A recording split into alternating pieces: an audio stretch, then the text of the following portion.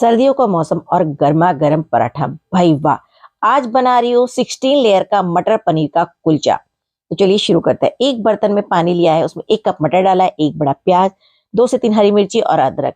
इसको इतना ही पकाऊंगी जब तक मटर हल्का सा गल जाए। उसके बाद इसे ठंडा करके मिक्सर जार में दरदरा पीस लूंगी। बहुत ज्यादा चटनी जैसा नहीं बनाना है, दरदरा ही रखना है। उसके बाद मैंने यहाँ पे घर का जो दूध था उसका फ्रेश पनीर निकाला है और बहुत सारा धनिया डाला है, हरा धनिया, और साथ में नमक। बाकी कुछ भी मसाला मैंने ऐड नहीं किया है। नॉर्मल घर में गेहूं का जो आटा रहता है उसकी 2 बड़ी बड़ी रोटियां बनाई हैं। एक रोटी के ऊपर मिश्रण डाला है, अच्छे से फैला दिया है।